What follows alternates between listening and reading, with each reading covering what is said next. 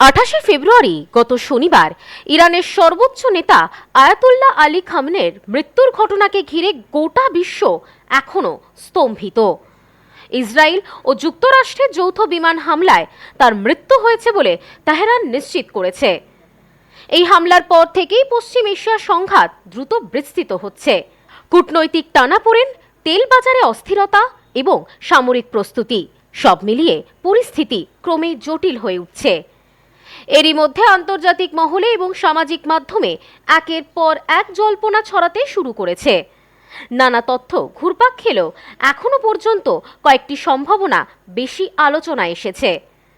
সবচেয়ে চাঞ্চল্যকর যে তথ্যটি আলোচনায় এসেছে তা হলো ইসরায়েলের গোয়েন্দা সংস্থা মোসাদ নাকি চিকিৎসক ও দন্ত চিকিৎসকদের ছদ্মবেশে ইরানে ঢুকে পড়েছিল। খামনেই এবং শীর্ষ সামরিক ও ধর্মীয় কর্মকর্তাদের নিয়মিত দাঁতের চিকিৎসার সময় তাদের দাঁতে নাকি ট্র্যাকিং চিপ বসানো হয়েছিল। গত কয়েক বছরে মোসাদ এজেন্টরা ডাক্তার ও দন্ত চিকিৎসক সেজে ইরানে অনুপ্রবেশ করে। সামরিক ও অভিজাত ব্যক্তিদের অগ্রাধিকার দিয়ে দাঁতের ফিলিংয়ের আড়ালে ট্র্যাকিং ডিভাইস বসানো হয়। তবে নিরাপত্তা বিশেষজ্ঞরা এই তথ্যকে অত্যন্ত অযৌক্তিক বলে উড়িয়ে দিয়েছেন।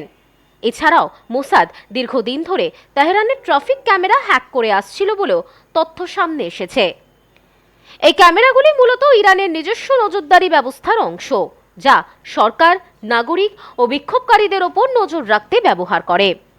তেহরানের ক্যামেরার ফুটেজ নাকি বিকৃত করে তেল আভিভ ও দক্ষিণ ইসরায়েলের সার্ভারে পাঠানো হতো। কোন শীর্ষ কর্মকর্তা কোথায় থাকেন, কোথায় কখন যান, কারা তাকে পাহারা দেয়, এই সব তথ্য সুসংগঠিতভাবে বিশ্লেষণ করা হতো। যদি এই দাবি সত্যি হয় তাহলে এটি ইরানের নিরাপত্তা ব্যবস্থার জন্য বড় ধাক্কা। এই ঘটনার পর থেকে প্রশ্ন উঠছে, ইরানের নিরাপত্তা কাঠামো কি ভেতর থেকেই ভেঙে পড়েছে, নাকি আধুনিক প্রযুক্তি ও সাইবার যুদ্ধই বদলে দিচ্ছে গোয়েন্দা অভিযানের রূপ? খামেনেইর মৃত্যু এবং তার পরবর্তী সাইবার ও সামরিক অভিযানের খবর পশ্চিম এশিয়াকে নতুন অস্থিরতার মুখে দাঁড় করিয়েছে। যুক্তরাষ্ট্র ও ইসরায়েল দাবি করেছে ইরান পারমাণবিক অস্ত্র তৈরির পথে অগ্রসর হচ্ছিল, তাই হামলা অপরিহার্য ছিল। যদিও তেহরান বরাবরই এই অভিযোগ অস্বীকার করেছে। সূত্রের খবর, কুদস ফোর্সের প্রধান ইসমাইল কান্নি নাকি গোপনে মোসাদ এমনকি মার্কিন সিআইএর তথ্যদাতা ছিলেন। অনেকের মতে হামলার ঠিক আগে কান্নি খামেনের কাছাকাছি ছিলেন এবং তিনি এই হামলায় বেঁচে যান। কান্নিকে নাকি জিজ্ঞাসাবাদের জন্য হেফাজতে নেওয়া হয়েছে, তবে এই খবরেরও সরকারি নিশ্চিতকরণ মেলেনি। ফলে বিষয়টি এখনো জল্পনার পর্যায়ে রয়ে গিয়েছে। তবে একথা স্পষ্ট, এই হত্যাকাণ্ড শুধুমাত্র একজন নেতার মৃত্যু নয়, বরং পশ্চিম এশিয়ার ভূরাজনীতিতে এক বিস্ফোরক মোড়। পরিস্থিতি কোন দিকে গড়ায় তার দিকে তাকিয়ে এখন গোটা বিশ্ব। Bureau report, news no man's land.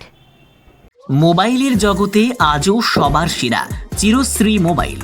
যে কোনো কোম্পানির মোবাইলের জন্য আসুন, আমাদের এখানে রয়েছে খুব সহজে ফাইন্যান্সের মাধ্যমে মোবাইল কেনার সুবিধা রয়েছে।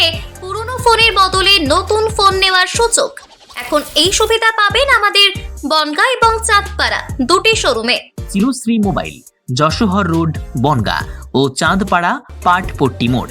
ফোন নাম্বার 8336957050 এবং 9932486511।